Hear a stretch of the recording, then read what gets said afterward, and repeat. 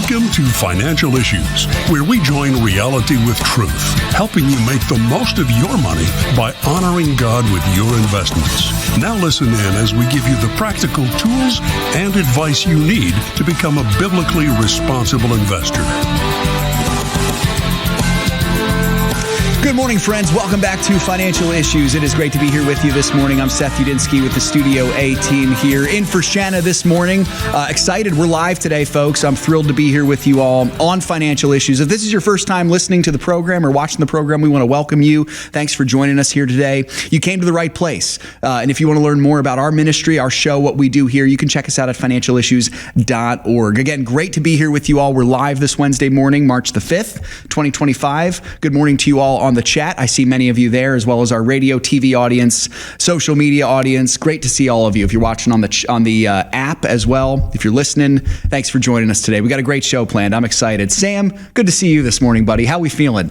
I'm feeling pretty good. Ready to rock and roll, Seth. How about yourself? I am just, I'm ready, man. The baby's coming any day, but it didn't come today. I'm still here. So I'm excited for the show. It's going to be a good time. He's saying 5 more minutes, Dad, please. I don't want to deal with life just ready yet. It's easy in there. It gets complicated once you get out into the world. So keep whispering him in. That's exactly right. This is the best it's going to get, son. Absolutely. Absolutely. So good to be here today, folks. Hey, the phone lines are wide open this morning. We would love to talk to you. If you've got questions about any of the things that myself and Sam and the team talk about here, we'd love to be able to help you out. 610-363-1110.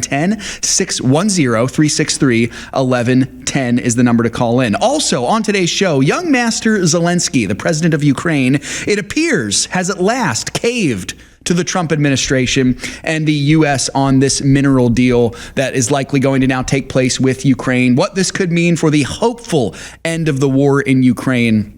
I think this is a great step in that direction, and we'll make some sense of that. Also, Doge continues to do some good work as well. We'll analyze what we've seen thus far there. It is great to be here with you today, folks. But unfortunately, I want to start the show on a bit of a sour note to kind of paint a picture for you of a great need that we have here in our culture today. So this is a harrowing statistic that Sam got for me. Came across this yesterday.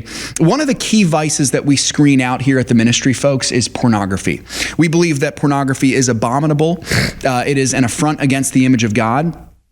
It sexualizes human beings for the pleasure of other human beings, and it feeds sinful pleasure, dehumanizes those who are involved in it, especially the victims of it, but also the consumers of it as well, actually. And it's wretched. And so we part of our screening process is that if any company is involved in any kind of pornographic material whatsoever, we screen that company out. They're not biblically responsible. Came across this stat, really a sad one. So this was according to a 2023 study by Common Sense Media. It said 73% of teen respondents ages 13 to 17 have watched pornography online. Now, when you hear those numbers, folks, I don't want you to just let that pass you by. 73%, that's 3 in 4 teenagers have seen pornography. 3 in 4, it's astounding. And then get this, more than half of those respondents, that's 54%, reported seeing pornography first by the time they reached 13. 13 years old, that's the time before some boys even go through puberty. Before the age of 13, over half of children have seen pornography. This is ghastly, folks. Absolutely ghastly. I think there's several factors in this. I think, of course, the ultimate factor is we live in a sinful world, a godless culture. I think these little guys here, unfortunately, have something to do with it. The smartphone I'm holding in my hand right now for the radio audience, there has never been more access to pornographic material for children than this time in history, where you literally have practically, in a terrible way to think of it, everything at your disposal in your pocket. And so that's really sad. That's scary stuff. Folks, the ministry of financial issues is so important in this because we are trying to fight against this. In our screening tools, the companies that we screen out, we're trying to take a stand against this. We believe pornography is wretched and evil. We also believe that there is hope in the gospel in Jesus Christ for anyone who has been addicted to this. And so we're doing what we can. We're doing what we can to share the gospel. We're also doing what we can to lead you all to not invest your money in companies that propagate the pornography industry. And there are a lot of them out there, sadly. But we're grateful for the companies that don't partake in this stuff, and we want to reward those companies by giving them our investor dollars, by investing in those companies. So I want to encourage you in that, folks, that this is a harrowing statistic, but we are here fighting against this, and we're not the only ones. There's another ministry fighting against this stuff. It's Crossroads Kids Club. As you all know, we're in the midst of our Crossroads Kids Club March campaign here, and you saw that stat. Again, let me just repeat it for you one more time. Once kids reach the age of 13 years old, according to this study, 54% of them have seen pornography. 54%. Absolutely insane. The beauty of Crossroads is that they are coming in fighting against this stuff directly into the public schools, bringing children the gospel of Jesus Christ. And so right now, once again, we're in the midst of a campaign with Crossroads Kids Club. We want to sponsor 100 children to be able to partake in a year of Crossroads Kids Club. Now, one child, one sponsorship is $384. So we need 100 listeners over the next 2 weeks, 100 listeners to give $384. So far, we have sponsored 13 children, which is a great, great start. I'm thrilled about that. I believe we can get more. I believe we can get even 10 more today. I think there are 10 listeners out there right now who can give $384.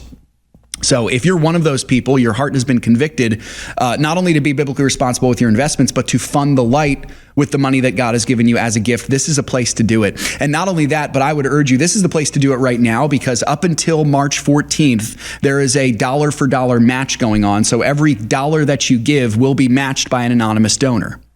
So we're thrilled about that, folks. Now's the time to do it. Your gift is doubled. And in some ways, your gift can actually be tripled as well, because once you give, you also have the opportunity to be able to write a card to a child, to give to them, a child who's in a public school. You can share the gospel with them in that card. And you know what? Even if you don't choose to donate, you can still do that. All of this, folks, you can find it at reachourschools.com. Again, reachourschools.com. You can see, I don't think it's up there right now, but maybe the guys can put that back up there. There's a QR code on the left-hand side of the screen.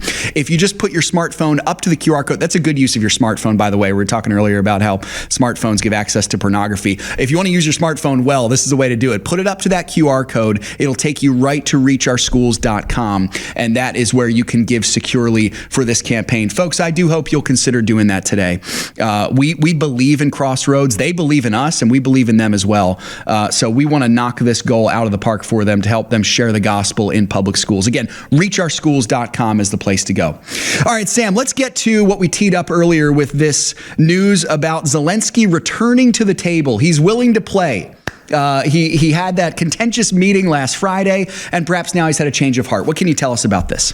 Well, Trump told Zelensky that he did not have the cards. Zelensky's like, no, I do. I promise you I do. I have a full house in my hands. It turns out he didn't. He was bluffing. Trump threatened to pull. Actually, he did say he was pausing all aid to Ukraine, and it took less than 12 hours for Zelensky to come around. It was pretty amazing. Yesterday, he posted a lengthy statement on X calling his fight with Trump at the White House regrettable. He said, our meeting in Washington at the White House on Friday did not go the way it was supposed to be. I think that's a bit of an understatement.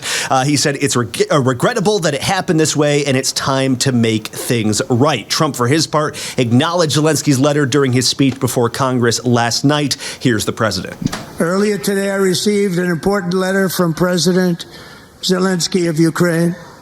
The letter reads, Ukraine is ready to come to the negotiating table as soon as possible to bring lasting peace closer. Nobody wants peace more than the Ukrainians, he said. My team and I stand ready to work under President Trump's strong leadership to get a peace that lasts. We do really value how much America has done to help Ukraine maintain its sovereignty and independence. Regarding the agreement on minerals and security, Ukraine is ready to sign it at any time that is convenient for you. I appreciate that he sent this letter. Just got it a little while ago. So there you go. Looks like Trump doesn't have too many hard feelings because he got what he wants. He's getting that minerals deal. It's going to be great for the United States and Ukraine. The U.S. gets the minerals. We get to help Ukraine develop economically, and we serve as sort of a tripwire in Ukraine to make Russia maybe think twice about invading, because you'll be potentially attacking American citizens working inside Ukraine. Absolutely. You know, Sam, I think this is exciting news. My initial thought was mostly excitement. The isolationist in me was a little bit skittish about this also. I know we've talked about that before, but I do think that overall my confidence in the Trump administration and frankly my happiness that it seemed like he got a deal done really kind of overshadows that. So I'm a little bit skittish whenever we it seems like we stick our nose in foreign affairs. I think I'm always like, okay, are we sure we should be doing that? But this really does seem like a good thing, I think. Sam, do you think, was this an actual apology from Zelensky? I have the Twitter post right here that he posted on Friday. It's funny, in my notes, I first wrote it was an apology, and then I went back and read it again. I'm like, it's not really. Let me put it this way. Yeah. It's as close an apology we're going to get from Zelensky as I think's ever going to happen. For sure. When we come back on the other side of this break, folks, we'll talk a little bit more about this. But it is great to be here with you on Financial Issues. Hey, remember, reachourschools.com is the place to go if you want to participate in our Crossroads Kids Club March campaign, bringing children out of darkness. We'll be back right after this on Financial Issues.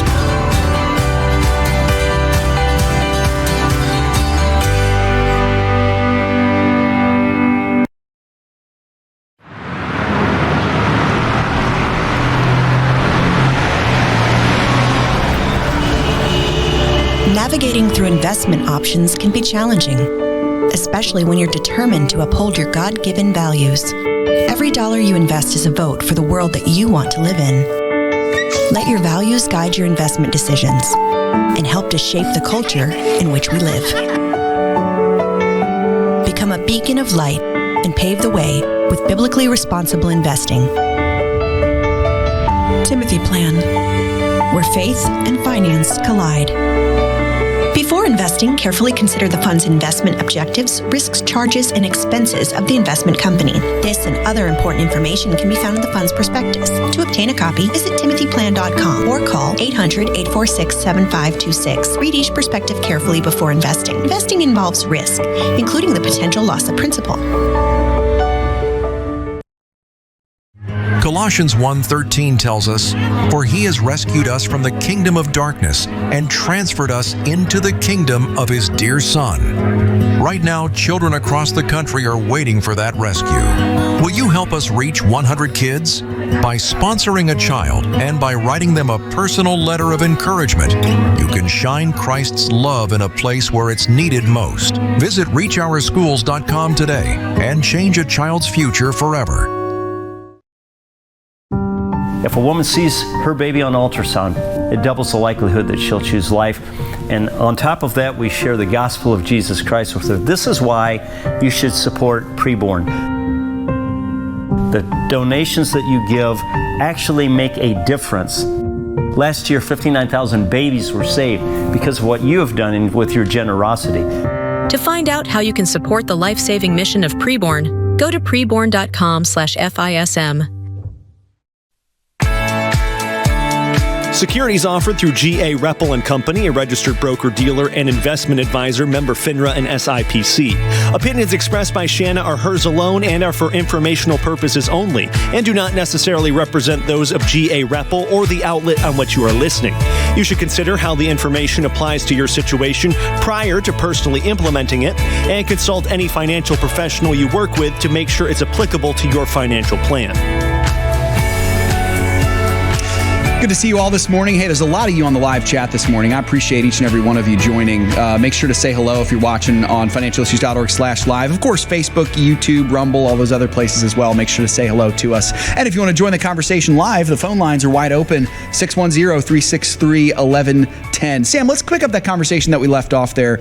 It was as close, we're talking about businesses often kind of do the sort of apology, not really actually saying they're sorry, but they sort of do that. We've seen that a lot when businesses turn away from the woke stuff. It's kind of the same thing with Zelensky here. It wasn't woke stuff, obviously. It was his behavior in the Oval Office on Friday. But I think I was moderately pleased with his apology, if you want to call it that. I would have loved for him to actually say, I should not have acted in a disrespectful way in the Oval Office. I think that was not a good look for him or for his country, especially on the world stage with the leader of the free world. But, I think all's well that ends well with this for sure. So yeah, I'm a results guy, so yeah. I almost don't really care what Zelensky says, other than, hey, I agree to the deal. I mean, absolutely. This is great for the United States, because right now most of our rare earths come from China, and that's just a horrible situation to be in, especially as Donald Trump is looking to build up American power when it comes to tech. You need a lot of that stuff. So Trump is taking a look at this, saying like, hey, they have what we want, so this could be a pretty good deal. He's also looking at upping mining for that here at home in the U.S. And I also saw he's trying to cut a deal with Argentina. They have a lot of lithium, which will also be helpful in the tech space as well. So Trump's looking at way more things than just the situation in Ukraine. There's a lot going on in his head with this. Yeah, absolutely. So it's great for the United States. Then I also think, this is great for Ukraine. And I don't want to come off too strong, folks, as just being so pro-America that I don't care about what's happening in Ukraine. I genuinely do. I think this is good for Ukraine. I really do. I think this could be good for Russia, too. So seeing this, Sam, we've said it often on the show before, there's a new sheriff in town, and there really is. And we could see this on full display with the comparison of how Trump is dealing with Ukraine versus how Biden did. So he needs a sheriff version of the MAGA hat. Yes, he does. That's right.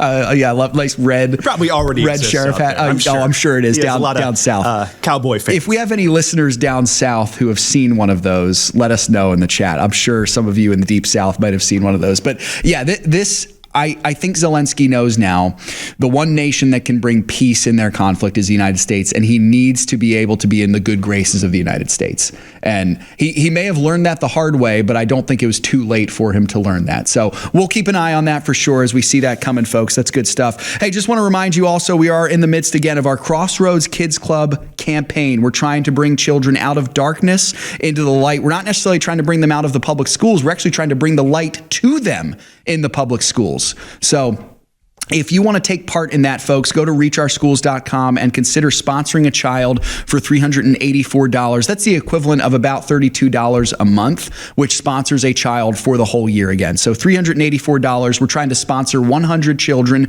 over the next week and a half or so. And we've got 13 as of this morning, which is a great start. Again, I'd love to try to get 10 more today. I think we can do it, get 10 more children sponsored. So if you're one of those listeners and you're on the fence and you're maybe thinking about, maybe I did my taxes, got my tax return back, and I'm looking for somewhere to deploy that money in more of a generosity type way, it's going to be a great way to do it. So consider doing that today. Okay, folks, the markets. So yesterday, the indices continued to be concerned. The big thing with the markets, they're not really looking much at what's going on in Ukraine as much as they are with the tariff news. They're not pleased with these tariffs, especially with Mexico and Canada. By early afternoon, the NASDAQ was nearing correction territory, actually, while the other two major averages were also significantly down. By late afternoon, much the same. CNBC was in a tizzy over Trump's alleged trade war, as they're calling it, which I think is a little bit excessive to refer to it as such. By Tuesday's closing bell, the Dow Jones was down a 1.5%. The S&P was down 1.25%, and the NASDAQ only down about a third of a percentage point or so. As we sit this morning, the major indices pretty flat, honestly. The Dow Jones is barely negative, S&P right at the flat line, just below, and the NASDAQ just above the flat line also. So that's what we're looking like right now. They were feeling pretty good until the private payrolls number came out. That just broke this morning. So private companies added just 77,000 new workers for the month. That was considerably off the upwardly revised 186,000 in January and below the 148,000 estimate per the ADP. And the futures, obviously, as we said, came down just a little bit as a result of this. So that's what we're looking like for the markets this morning. All right, Sam, we did get a couple questions in here, both on the chat and on the partner side feature here. So let's start with George in North Carolina. He was referencing our conversation on Monday's show. George, what was your question? What do we got there, Sam? Yeah, George said he was watching the show the other day, our conversation about Kevin Hassett, Trump's economic advisor, talking about the Doge dividend and the payout and what that would do with inflation. He said that Kevin Hassett is exactly right about that's not going to cause inflation. He did say, I have one suggestion for him in addition to the things he and others are already doing, that is audit the national debt. We're already told by the government how much we owe, so they should show us an accounting accounting for it? Who do we owe it to, and what do we owe it for? Publish the results. Right on, George. I think so, George. I think you're right on. Absolutely. And for what it's worth, Sam and I have looked into this a little bit. It appears that Doge is already trying to do this. They are currently trying to audit that Treasury Department. So could be on their radar, Sam. I think that could be a really good thing. Sam, see, the courts are getting involved with that. There's a little bit of a fight internally about what they can look at. But with the way things have been going with Trump in the courts, I think Doge is going to win out in the end there. Absolutely. So it seems to me, Sam, that they might have to be. The answer to George's question and comment here is we're not going to find that out for some time, probably because it's going to take some time, obviously. But it seems like Doge is on the right track for that, which is he's good. right on. This is something that Trump and I think Haugaard Lutnick, the Commerce Secretary, was talking about too. They're saying, listen, man, when you have a debt that's tens of trillions of dollars, then the likelihood that there's going to be accounting errors in there that are making that seem way higher than they are, paying out things that are going to the wrong sector and whatnot. There's sure to be tons of money in there that is just misappropriated and could easily reduce the amount that actually shows up on the debt. Yeah, absolutely. So good stuff. George, hope that's encouraging for you. I think Doge is moving in the right direction there with this stuff here. It was funny. I hearkened back to during the last 3 years or so, Sam, Shanna and I talked often on the air and off, but mostly on the air, about the ridiculous ways that our government was mismanaging our money. I mean, we were talking, if you remember the Michelle Obama trails that we talked about a lot, there was studying for like steroid-induced hamsters or monkeys. I can't remember which one it was. Of course, condoms for Gaza was a little bit of a later one, which was just absolutely baffling. My favorite was the cocaine hamsters. Yeah, that's what it was, the cocaine hamsters. So I don't know if they were placing bets on that or what. It was like our government was trying to be a satire site, but they were actually serious in what they were doing. It really was just absolutely insane. So I'm for it. I would love to see that national debt get audited. I might not be so inclined to actually see what we've been spending some of that money on and why we've gone into that national debt. But I do think in order to get to a place of strength, we have to go through these ugly things as opposed to trying to skirt around them. And to be clear, not because you don't want to know, it's just because once you see it, you're going to get pretty depressed. Exactly. And you'll never be able to unsee it. It's one of those things. So, George, a great comment there. I appreciate it, brother. What else do we have, Sam? I know we got one from Joshua. Joshua says, aloha. So I don't know. Is he in Hawaii? Hey, Joshua. Let us know if you're in Hawaii, man. I'm sure the weather is slightly warmer there than it is here. Although it is warming up today, which is nice. Yeah. Anyway. Well, he's asking, is it better to be more diversified within each sector? He says the more the merrier, right? Also, how do I know which companies to select within each sector on the buy list? I know it's on the buy if it's on the buy list, it's vetted and good to go. However, do I select companies based on share price if they're large or small cap, growth or income type, dividend paying, etc.? Thank you and God bless. Joshua, thanks so much for asking, brother, and I appreciate your partnership a lot. That's a good question. So your first question, the number of companies per sector, Shanna's recommendation has been consistently kind of that guide of between 3 to 5 per sector.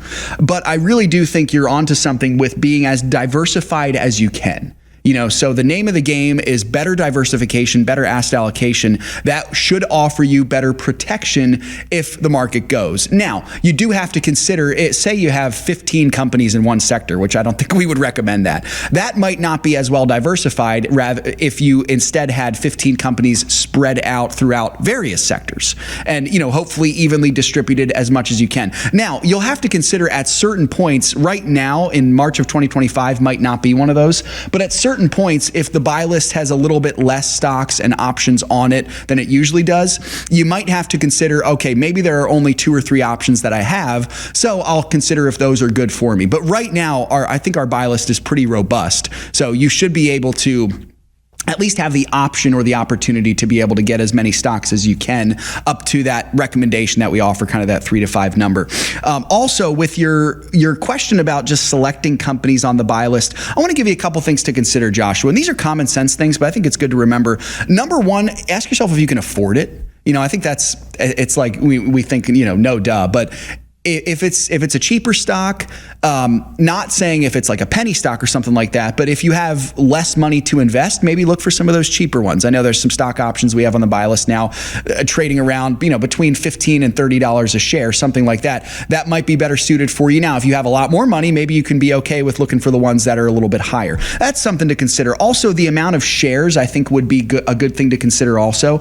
The amount that's good for you to purchase based on your allocation and what you can afford. So the question of, am I only purchasing 3 of these, or am I going to purchase 20 shares? Kind of like that. Also, I think it's worth also just considering if you're interested in what the company does. Say you've got 5 options on the buy list and there's a particular company that you really are interested in, that like you think, hey, that's a cool thing. I'm personally interested in that. It's on the buy list. It's not going to hurt your asset allocation.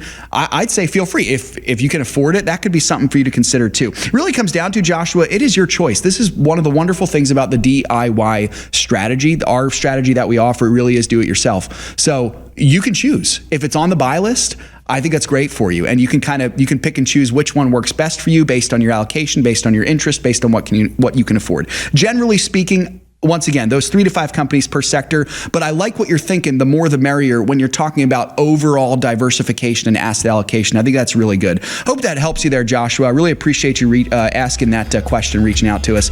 Folks, if you have to leave us, we hope you have a wonderful day. Reminder for our half-hour audience, if you haven't participated in our Crossroads Kids Club campaign, today's the day to do it. Let's try to reach that goal today of 10 kids sponsored. Again, $384 sponsors 1 child, and that gift is doubled as well. So consider doing that. ReachOurSchools.com today. For the rest of you, we got more financial issues coming up right after this. We'll be back.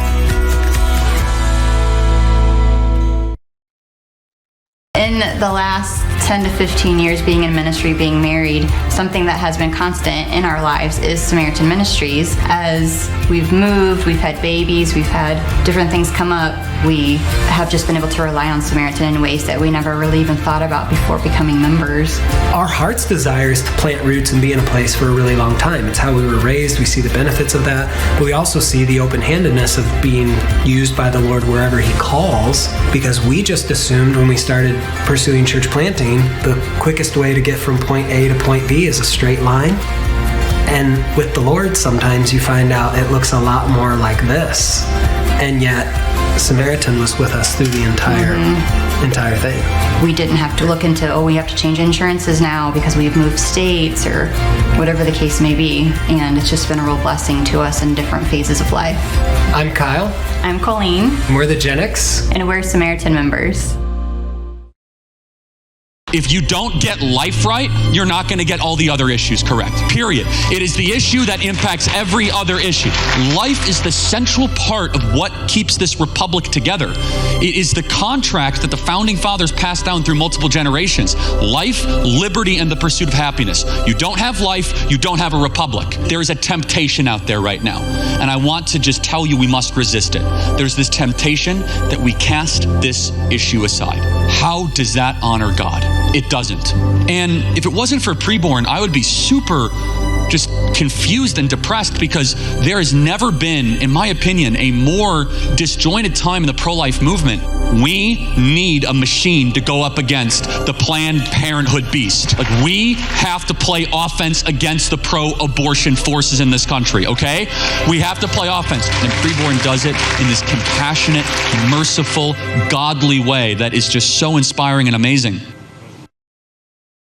Colossians 1:13 tells us, "For He has rescued us from the kingdom of darkness and transferred us into the kingdom of His dear Son." Right now, children across the country are waiting for that rescue. They're facing challenges like broken homes, peer pressure, and insecurity. But through Crossroads Kids Club, these children are finding something greater: hope, love, and a future in Christ.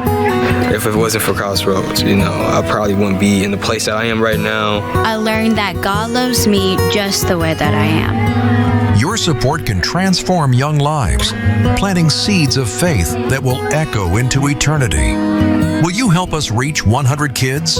By sponsoring a child and by writing them a personal letter of encouragement, you can shine Christ's love in a place where it's needed most. Visit ReachOurSchools.com today and change a child's future forever. That's ReachOurSchools.com.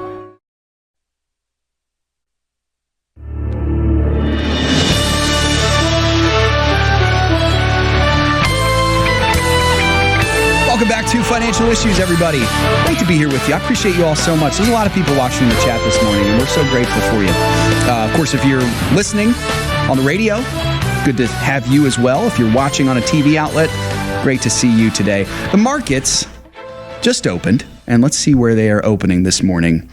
Not much change here from what we saw in the pre-markets, though everything is in positive territory. So the markets are holding steadfast. They're pressing on, as it were. The Dow Jones is now up it's creeping up towards 1/5 of a percentage point. The S&P 500 is 1/10 or so, and the NASDAQ right between where the S&P and the Dow Jones was at 0.13 percentage points. The U.S. 10-year Treasury yield is hanging right around 4.2%, and oil down a little bit with the OPEC plus output increase, as well as the tariffs, down to right around $66.50 a barrel. So that's what we're looking like there in the markets as we open the show. Sam, we got a question in the chat here. We'll get to this one. Dave and Darlene from Virginia. What do we got there? Oh, this is a doozy, Seth. The big question of the day, right? Dave and Darlene are asking, what did people think of the Dems' behavior last night? That is, during Trump's joint speech to Congress. Good question, Dave and Darlene. What if the twist is he loved it? He thought it was the best. No, I'm kidding. No, from the clips I've seen and from different things like that, I was very disappointed in it. And it's not anything having to do with the behavior of simply the fact that they are Democrats. It has to do with what's in their hearts, really. I think the most shocking thing to me, and this is not even including the guy who tried to disrupt the whole kit and caboodle, but when they brought the 13-year-old up who had cancer, and half of the room is cheering for him, cheering him on, and the other half is dead silent. Like, can we just put aside our political differences for once and root on this kid who apparently has a life-threatening illness and is trying his very best? And Trump, I think awarded him an honorary Secret Service, membership or something like that. Just a really sweet, kind gesture from the president.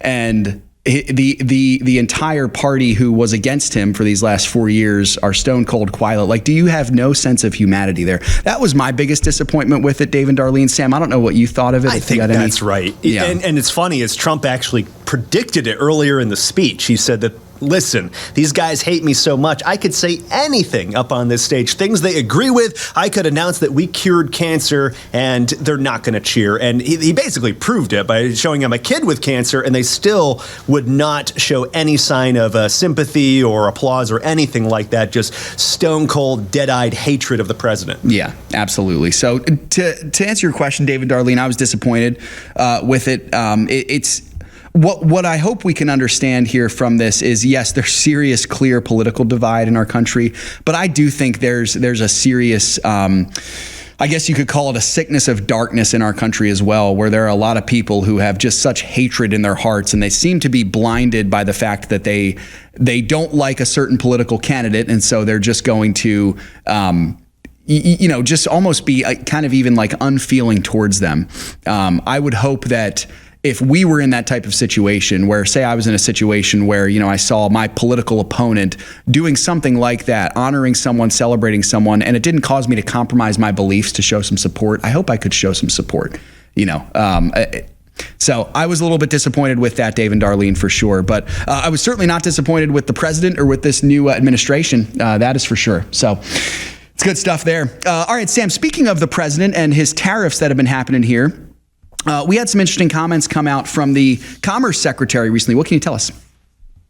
Yes, sir. Mr. Lutnick, he is reminding everyone what the purpose of these tariffs are even for, specifically the tariffs on Mexico, Canada, and China. He's reminding everyone, listen, this is part of a broader strategy, not just to help the economy, but realistically, these initial tariffs, at least, are meant to stop the opioid crisis. China makes the drugs, and then they're pilfered through the border via mostly Mexico, but some of them through Canada as well. And here he is explaining that is the main reason behind these tariffs. Here's Lutnick. Well, remember, the current tariff policy is a drug-related policy.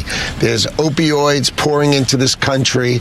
They're killing about 75,000 autopsied Americans a year. So imagine if you lost, or I lost one of my children, would the first thing I do is worry about an autopsy? So the president thinks there's multiples of that, people who've died, and there is no price for American death. So his view is we've got to protect American lives. So it's more of a national security thing than anything. If you remember last month, Trump paused these tariffs on Mexico and Canada when they promised to send troops to the border, or their respective borders, I guess, which they did in fact do. And Lutnick says that that's been great for stopping illegal immigration. Unfortunately, the drugs are still coming in. So here he is. China makes the opioid products, and then Mexico and Canada feed them into America, and that's got to end. They've done a nice job on the border, but they haven't stopped the flow of fentanyl. And then if you want to talk about trade policy, that starts April 2nd. And that's a very, very clear reset that these countries have used us and abused us, and that is going to change. So what you hear him saying there at the end is, listen, we have economic beef with Mexico and Canada too, but that's not what this is about. That's going to be dealt with those upcoming reciprocal tariffs that are going to happen in early April. But right now, the main thing is the drugs, and Mexico and Canada could stop this today. All these tariffs, the later tariffs, that's another question, but these tariffs right now could probably come off the board if they just sat down with Trump and really hammered out a pretty hardcore plan to stop this.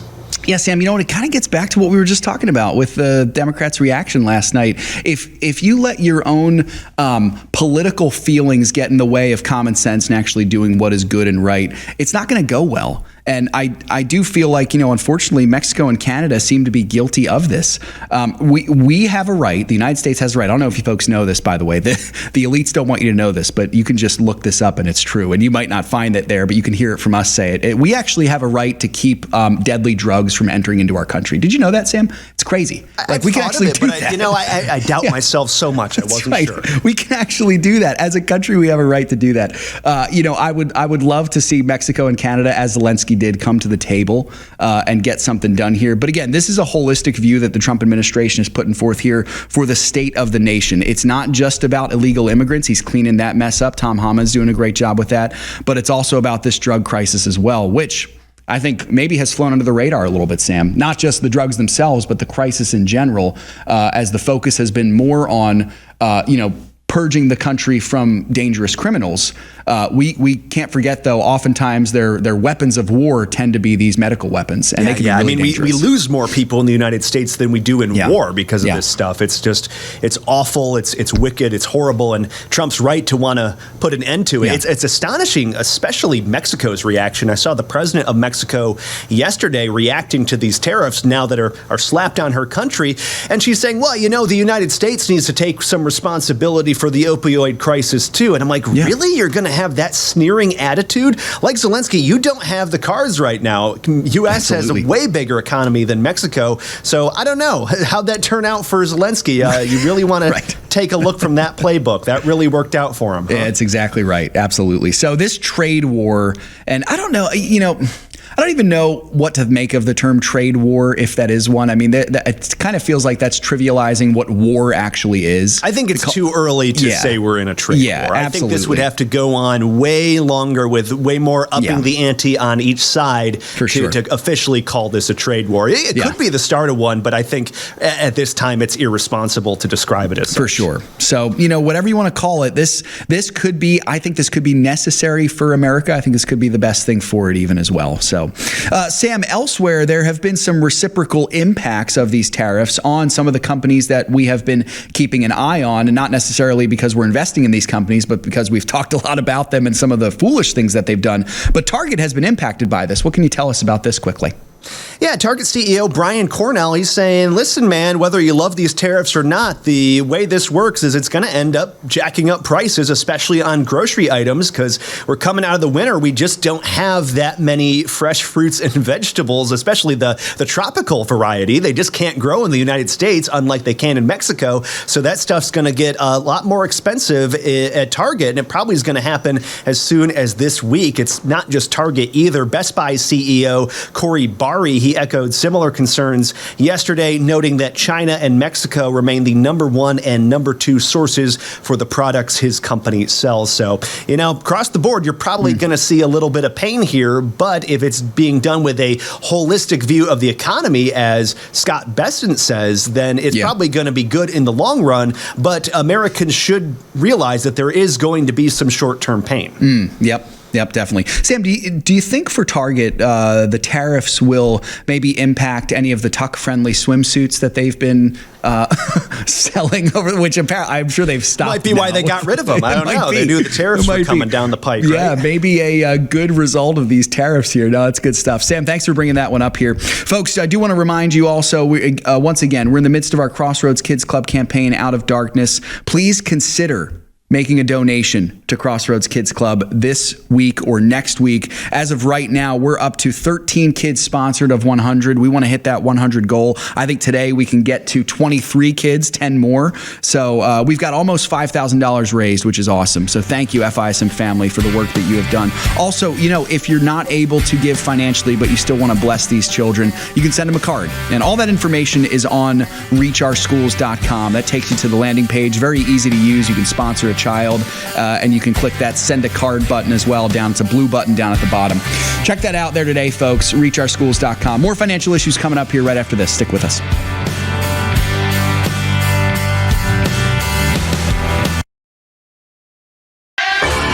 It's up to us to stand up and say, enough is enough. All of this unbiblical stuff that's going on, whether it's abortion or transsexual or LGBTQ, widespread pornography, human trafficking. Bottom line, it's still up to us. If we stop investing in these corporations that are trying to destroy us, sooner or later they're going to wake up. To learn more about biblically responsible mutual funds and ETFs, go to timothyplan.com. Hi, this is Sheena Bird, the host of Financial Issues. The Financial Issues family is so blessed to have saved tens of thousands of babies, all thanks to the generous support of you, our listeners and viewers.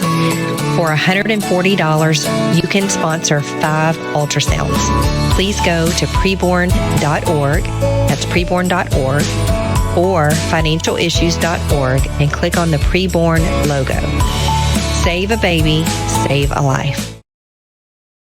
Colossians 1:13 tells us, "For he has rescued us from the kingdom of darkness and transferred us into the kingdom of his dear Son." Right now, children across the country are waiting for that rescue.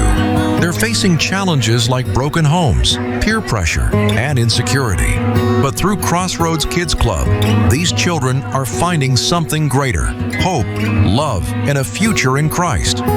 If it wasn't for Crossroads, I probably wouldn't be in the place that I am right now. I learned that God loves me just the way that I am. Your support can transform young lives, planting seeds of faith that will echo into eternity.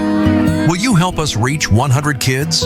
By sponsoring a child and by writing them a personal letter of encouragement, you can shine Christ's love in a place where it's needed most. Visit reachOurschools.com today and change a child's future forever. That's reachOurschools.com.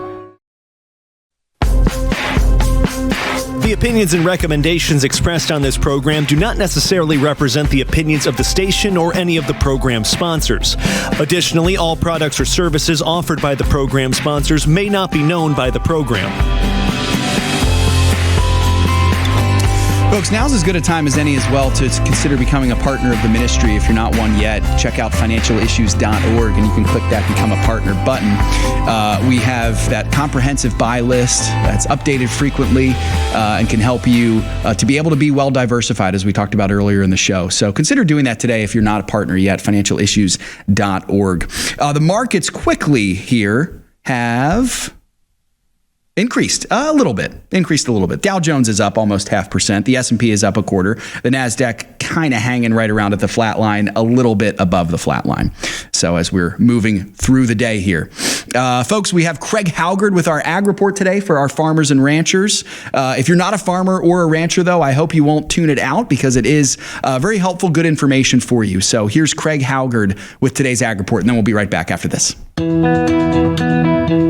This This is Craig Haugaard with your Financial Issues Ag Update for March 5th. Grain markets closed lower across the board as tariff news weighed heavily on the markets. Of course, those fears led to a continuation of the fund liquidation that we have seen this week. Good South American weather picture also added additional pressure to an already faltering market. If there was a ray of hope, it would be that corn and soybeans both closed well up from their daily lows. At the close, May corn was 4 3/4 cents lower at $4.51.5, while May beans dropped by 12.5 cents, closed at $9.99 per bushel. All three classes of wheat made new life of contract lows. Minneapolis March wheat was 11 1/4 lower at $5.80. Kansas City sunk by 13.5 cents to close at $5.48.5. It went Chicago 11 cents lower at $5.36 3/4. Cotton futures took a solid beating as they set new life of contract lows. At the closing bell, we had May futures down 227 points as they ended the session at 63.24. Livestock futures were mixed. April live cattle were $2.40 higher, $194.65 per hundredweight. April feeder cattle were up by 45 cents as they settled at $272.50 per hundred. And April lean hog futures dropped $1.35, closing out the session at $82.35 per hundredweight. Class 3 milk futures continue to head south, and one of the factors weighing on the milk market is the news that Boston-based startup company Brown Foods is going to debut a product named Unreal Milk. It's the world's first lab-grown milk, and independent testing has confirmed the presence of all essential dairy proteins, which makes the product structurally identical to traditional milk. Now, according to the company, it can be processed into butter, cheese, and ice cream. And they claim that it's going to slash carbon emissions by 82%, and they're going to market it as a cruelty-free alternative to conventional milk. While at the close, we had April milk futures down 50 points at $17.59. Well, this has been Craig Haugaard with your Financial Issues Ag Update. We'll be right back with more financial issues after this. And we are back, indeed, folks. Craig Haugaard, always appreciate him coming on the program and giving us the updates we need from the world of farming, especially now as egg prices are ridiculous and there's still the ongoing bird flu. So it's especially we got lab-grown milk. That's wild. Yeah, that's You're going to have to ask him about that. I'm not sure how I feel about that. The next time we have him on might be after the little man comes. But yeah, once he comes on again, I'm going to have to ask him about that. I'm with you, Sam. Lab-grown milk just doesn't. I feel like I have to try it out of morbid curiosity, right. Maybe once, but I wouldn't be too happy about it. That would be, that'd be interesting to say the least. Well, speaking of interesting stuff, Sam, there's been some stuff going on with the Taiwan Semiconductor Manufacturing Company and possible investments from the Trump administration. What have you got for us there with that? Right. So we were talking about last segment how the whole tariff game with Trump has been part of a whole of the economy approach. It's not just about bringing in money from the tariffs, but it's also about reshoring production here in the United States. And he's been doing this to great effect. On Monday, President Trump announced Taiwan Semiconductor Manufacturing Company, also known as TSMC, announced a whopping $100 billion investment for chip manufacturing right here in the United States, going towards building 5 new plants in the state of Arizona. Here's that announcement. The most powerful AI chips in the world will be made right here in America, and it'll be a big percentage of the chips made by his company. But as you know, they're based mostly in Taiwan, and they're far and away the biggest. There's nobody even close. This $100 billion in new investment will go into building 5 cutting-edge fabrication facilities in the great state that we just discussed, Arizona, and will create thousands of jobs, many thousands of jobs. Very exciting stuff, Seth. And this, of course, comes on the heels of a number of investments like this. Most recently, Apple's $500 billion investment announced last week. During his speech last night, Trump touted a bunch of these investments, saying that there's been over $1 trillion in investments in the last couple months. Here's Trump. Thanks to our America First policies we're putting into place, we have had $1.7 trillion of new investment in America in just the past few weeks. The combination of the election and our economic policies that cut off a little bit there. But yeah, he goes on to list all of the people that have invested in the United States. So that, of course, includes Apple. That includes the Stargate AI system that's going to also be $500 billion. SoftBank, just to name a couple of them. It's an insane amount of money, $1.7 trillion. Hard to wrap your mind around that Trump has secured that in just, 1 or 2 months. Yeah, that is pretty remarkable, Sam, for sure. I think this is great stuff as well. Sam, I'm interested in this, and I don't know, I would love to hear your thoughts on this. I can't imagine this will make China too happy. Am I right? The investment in the Taiwan semiconductor manufacturing No, I'm company. sure they probably love it. not. I'm sure they love it so much. They're just delighted. No, right? that's sarcasm, people. No. And I think that this is being done with China in mind. And especially if they do begin to get more aggressive with Taiwan, Trump's thinking long-term with this, thinking we cannot have a bottleneck with our AI chips just coming from Taiwan. Absolutely. We need to, in case China does cut them off from us, be producing that stuff here in the United States. So this is a smart move, not only for business, but also for the future and security of the United States. For sure. Yeah. So this, once again, part of that kind of holistic approach here that we're seeing, Sam, and it's not just this here. We mentioned Target earlier. Apparently Honda also is now moving some production to the United States too, Sam. You had mentioned it's kind of the next one to cave to Trump's tariffs. What can you tell us about that? Yeah. So this is Trump's whole plan, right? Is saying that, hey, it's going to cost you a pretty chunk of change to produce stuff in other countries and then import it into the United States. It's going to be a 25% tariff. Right. And American citizens are going to think, I don't know if I want to buy that. I probably want to buy a different car that's not being imported from Mexico. So the game there from the car makers is say, well, it might be a better bet just to make my stuff in the United States. And Trump's also going to reward them for doing that by giving them corporate tax cuts. So a whole carrot and stick approach. I'm going to punish you if you don't do what I want you to do, but I'm going to lavishly reward you if you do what I want you to do. But yes, Honda is the first of many, I'm sure, to respond to Trump's 25% tariffs on Mexico. They are scrapping their plans to make its new Civic model in Mexico. They are now making it, lo and behold, in the United States instead. Their new plant will be in Indiana, and it will start working in May of 2028. They're just one of several car makers, including BMW and Volkswagen, who are also considering ramping up production right here in the United States. Yeah, Sam, this is what Trump ran on a America First policy, and I think he's fulfilling it pretty quickly, as you mentioned. I mean, it's only been a month and a half or so, and it already feels like it's been a year's worth or more of activity here. So, yeah, it's exciting stuff, folks. We'll see how this all plays out here. But, man, I do appreciate you all so much on the chat there. I want to give some shout-outs here. Claude and James, several Jameses, actually.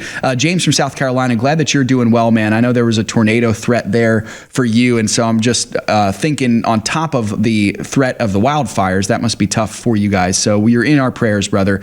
Daniel, Lisa, Brian, Jay, George, and William, good to see all of you today on the chat. So many of you this morning here. As we close our show, folks, I do want to encourage you with the scriptures. I always think it's appropriate for us to, as we part ways for the day, to be reminded of the ultimate truth, which is found in God's word. That's the core of our ministry here. So Proverbs 4:23 tells us, keep your heart with all diligence, for out of it spring the issues of life. You may have heard a separate translation read, guard your heart, for from it flows the wellspring of life. It's the same concept there, to defend your heart. Now, this is really kind of a military concept here, but guarding your heart means that you are keeping your walk pure. It means that you're walking with God in holiness. It means you're walking in uprightness, in high integrity, repenting of sin when you fall. See, that's one of the tricky parts we have to figure out here is, how does this fit in with me when I sin? Am I then not guarding my heart? Well, maybe for a moment you weren't. But part of guarding your heart throughout a lifetime is realizing I've sinned and I need to repent. And so repentance and accountability is a huge part of this as well, so that you can prepare for future attacks, because believe me, they will come. Let's do this for ourselves, folks, guard our hearts. But I also don't want you to forget that there's a generation growing up that needs to know how to do this. And who's going to tell them except us? We've got to be the ones to model them, especially as we mentioned earlier in the show with these guys, these smartphones that I'm holding up here for our radio audience. more danger in their pockets than any generation has seen before. So they need to learn how to guard their hearts, and we can be the ones to do that for them. So if you've got little ones in your midst, teach them to love Christ, teach them to walk in righteousness, teach them to love his word, and teach them to live for him all the days of their life. And once again, if you care about the little ones and you love them, we have a great opportunity here to sponsor a child in a public school for them to hear the gospel at Crossroads Kids Club. Check it out at reachourschools.com. Again, that's reachourschools.com. God bless you all. I had a blast on the show today. Sam, thank you so much. Thank you to the Studio A team. And Lord willing, we'll do it again tomorrow. Hopefully, Shanna will be back tomorrow. Until then, remember, it's all his. It's all the Lord's. Let's be found good and faithful stewards with what God has given to us. God bless you all. Lord willing, we'll see you tomorrow for more.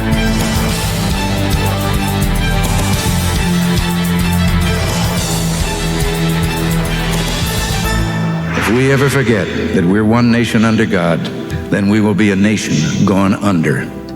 Thank you for joining us. This has been an